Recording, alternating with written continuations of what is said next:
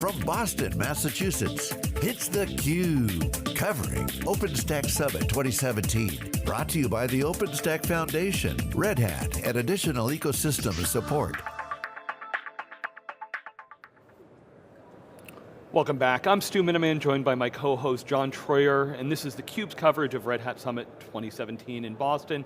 Happy to welcome back to the program Jim Whitehurst, CEO of Red Hat. Jim, second week in Boston. You guys had your big show just down the road in the Seaport Convention Center, and now we're here at the Hines. Thanks so much for joining us again. Hey, it's great to be back. I feel like I'm getting to see every week now. That's great. Yeah, so Jim, I was expecting you to walk up on stage and say, Red Hat has just absorbed all of OpenStack. Next year, we'll merge the two communities because, Linux is containers, open source is Red Hat, we're all big one happy family, so welcome aboard. Tell us what your message is. Well, no, look, first my key message today is very much the thing that excites us so much about OpenStack is that there is such a large, vibrant community. And sure, we have competitors and for offering an enterprise distribution, that's part of what we do, but the fact that it's such a big tent, and if you just looked at the keynotes today, you had a lot of, this web scale customers, you had academia, you had traditional enterprise. I think you just see the size of that community, and the diversity of interests and expertise is what makes it so rich. So yeah, while we love to sell OpenStack, I'm glad that OpenStack is dramatically bigger than Red Hat. Yeah, so a few years ago I remember everybody used the Linux analogy when you looked at OpenStack. There were all these distributions and many of those have gone by the wayside. If I look at what we have today, obviously you guys are a leader in the space, you've got a lot of customers, would love to hear some details on that, but everybody else is it's managed, hosted, packaged.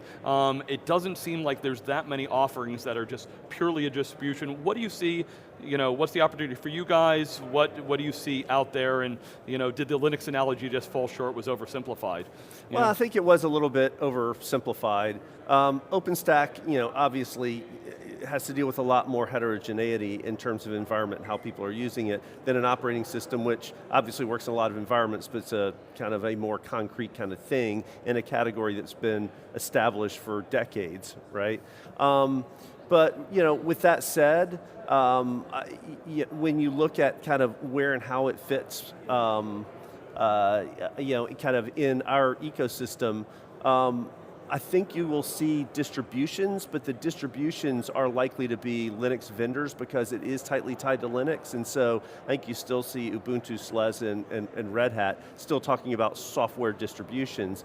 I think Mirantis and Boris in his keynote today talked a lot about you have to have an opinionated stack, and those pieces may come from other places, or managed service type offerings out there. And so I think both of those will work for different kind of contexts out there. It's because of the nature of the software and the less defined category, of course you're going to get different business models. But I do think you are kind of sussing out to the core Linux distributors as the kind of the software providers, and then a set of other players who are offering more managed service. Well, Jim, Red Hat is one of the main players in two of the most interesting emerging camps in cloud right now, right? Containers and things like OpenStack, sure, and private, public, hybrid cloud. You just had your Red Hat Summit last week. This week, OpenStack Summit. Everybody's trying to figure out how the pieces fit together. In fact, Kubernetes, the word Kubernetes was said a lot in the keynote this morning.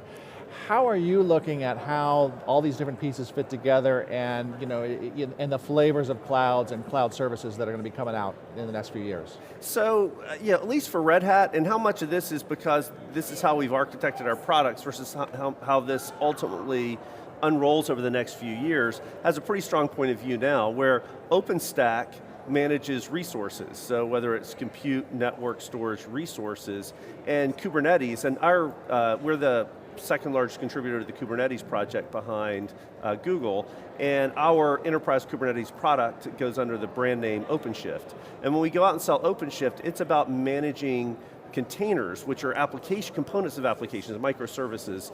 So when we think about the container platform, we go sell OpenShift, it's all about how you manage applications, right? Now, after we sell that, we then have another conversation, which is, what do you run that on OpenStack or on vSphere or on Amazon? But that's a separate conversation, and we obviously work hard to make sure it lands on OpenStack, but again, that's a different conversation than I think of Kubernetes being more thinking about managing the applications and OpenStack managing the resources, and we find that works actually quite well. Jim, I had a great conversation with Radesh towards the end of Red Hat Summit.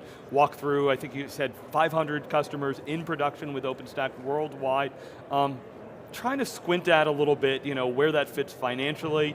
Obviously it's a big strategic push, but when you think financially, how much is OpenStack a critical piece? Any numbers you can share, or how that works? Yeah, well, we said we have 500 customers. Like, since the size, these deals are getting big. Yeah. So in Q4, we had 4 deals for Red Hat total that were over $20 million.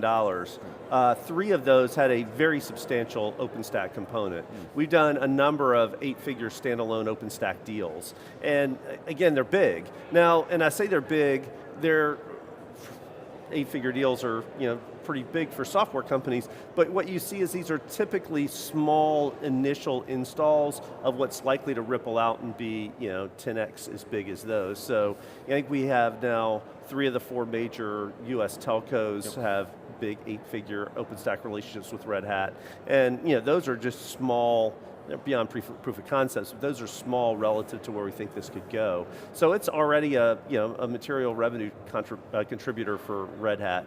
And when you see where those environments are going, we expect to actually be quite large over the next couple of years. Yeah, the other thing, it seems that some of the fallout of distributions probably helps you, because I look at some of the infrastructure players that might have said, oh, I was going to have an OpenStack powered cloud with our gear. Now it seems I hear a number of companies that are using your OpenStack distribution inside that. Do you see that as something that's going to be Yeah, I think that'll business? help us. One of the benefits of, I think, Red Hat OpenStack is very similar to the benefits of Red Hat Linux, which is we can be the one certifier. So every piece of software certifies to Red Hat Enterprise Linux, every piece of hardware does, so you're going to get support. So where hardware touches software, having kind of a common element we think makes a lot of sense. And so when we looked at OpenStack, we said, well, this is the same thing. It's where many various pieces of hardware touch many various pieces of software.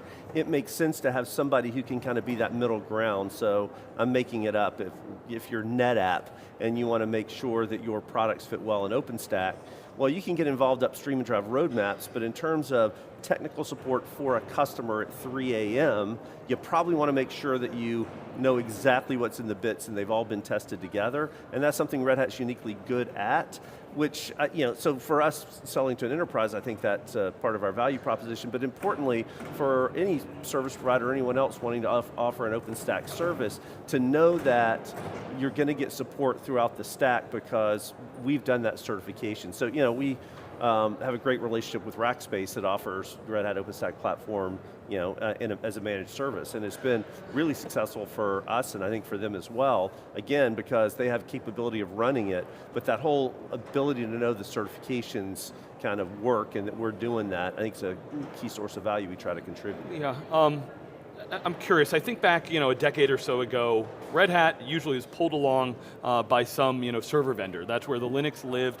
When I looked at everything at your summit, it's Red Hat and Amazon, big partnership that you announced there, the relationship with Google, OpenStack. How much are your solutions tied to kind of the infrastructure layer underneath, and how much is it now that, Red Hat, I have a relationship, I have a subscription, I'm looking at other solutions, and therefore you're independent of kind of the gear or cloud that I'm underneath? Well, I think that's one of our key value propositions. So when I talk to customers about Red Hat, I say we try not to start open source projects, we get involved and we actually bring them in terms of lifecycle products. But when we think about it, it's not just lifecycle product, it's also we are opinionated about architecture that we think ultimately leads to choice for our customers. And so we've been kind of wonderfully lucky that so much innovation's happening in open source. So again, we're not just an operating system that looks like Unix, right? We have a whole portfolio of things coming out of open source. But when you think about how those apply to the enterprise, well, part of that's driving feature set. So being able to run stateful applications in with Kubernetes, right? So we'll drive feature sets in, but it's also, well, what's an architecture that works out well for an enterprise? Because an enterprise is going to have a traditional set of applications. They're almost for sure going to have a private cloud, and they're almost for sure going to want to use public clouds, right? So we tried to work our whole architecture to say, how do you make the application abstracted so you can run it on Amazon, you can run it on premise, and this relationship we did with Amazon was saying, well, Amazon's got great services, well what if you want to use their services but not use their cloud? Well now we're kind of making that possible. So we really are, in the same way Enterprise Linux abstracted, a SAP ERP from what server vendor ran underneath. We're trying to do that for applications now at a layer up at kind of a infrastructure layer, and making sure our infrastructure runs across the public clouds, vSphere, OpenStack, broadly.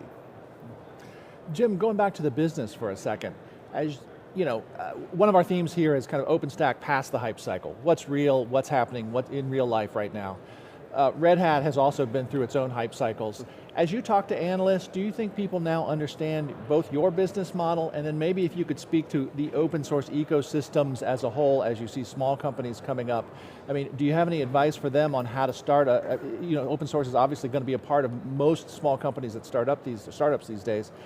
Maybe do you have any advice on how they should be thinking about open source as a component of their operations and business model? Yeah, so I do think people are starting to get the Red Hat model. It took a long time, because it's hard because we don't sell functionality, right? And so back you and say, well, the functionality is free, and we do, life cycled and 10-year up to 13-year lives and all of that. Frankly, it sounds a little bit at times like you're selling life insurance, and so that. But I always go, especially with startups, say you got to have a truly defined model. And if you can't articulate it on a piece of paper really, really well about what you're going to do that's differentiated, that's where you get into the problem. And the problem, I think, and it's natural, it's not just in software, in so many industries. You're looking and say, here's a customer problem, let me go solve that. Well, of course you have to do that, and that's what the functionality does to a large extent. But because the functionality is free in open source software, to really dig underneath and say, okay, articulate a model beyond the functionality. I always use the example, I came from the airline industry. The airline industry has created enormous value for society in terms of letting people visit loved ones and commerce, et cetera. But as an industry, through its life, it's lost money for its shareholders, right? So it's not just about creating value, it's how you extract it. And so our model's a great one. I think Hortonworks is following a similar model where you're saying, look, I'm going to have this packaged lifecycle, purely open source product. There's as a service, which I continue to think is a great model. Right here in Boston, I think Acquia is a great example of taking Drupal and offering it as a service, and all of a sudden, bam, people are willing to pay for that. Is a great model. I think jury's out on open core. I hope anybody who's willing to give software to open source, I'm happy to support them. And so like MuleSoft just went public, they had a really good quarter. So I think we're seeing several models emerge that look like they may work. Jim, last question I have for you. What's the feedback you're getting from customers? How are they feeling kind of, about cloud in general, general macroeconomics maybe, fitting into their environment? Most customers think pretty optimistic about where we are as an industry, or any feedback you've gotten over the last week or so, talking to a lot of people. I mean, I can answer that in two ways. Yeah. I think most enterprises are scared to death of being Uberized. Yeah. Right? When you talk to banks, they're worried about PayPal's or Venmo and that. You talk to the automakers, they're obviously worried about autonomous driving. You got to retail, it's Amazon. You can go category by category. So to some extent, I think there's this real fear. Now, bring that into the IT department, that's huge because the only answer is IT enabled, it's technology enabled, becoming a technology company. So when you talk to IT, I think all of a sudden it's like, hey, I have a seat at the table in business the way I never did before. IT used to be, it's the factory, it's the back end, but now it's moving to the front of the shop. So I hear a ton of excitement, a ton of optimism. I think you felt it last week if you had a chance at Red Hat Summit. I think you see it here. It's like all of a sudden it's not back of the house, it's front of the house driving strategy. So I'd say for companies overall, they're scared to death, but what that means is enabling technology more and more and more in their enterprises, and that's great time to be in technology. All right, well, Jim, appreciate you joining us once again in second week in Boston. We'll be back with lots more coverage here from the Red Hat Summit. I'm sorry, OpenStack Summit. We were at Red Hat Summit last week. You're watching theCUBE. Thanks, great to be here.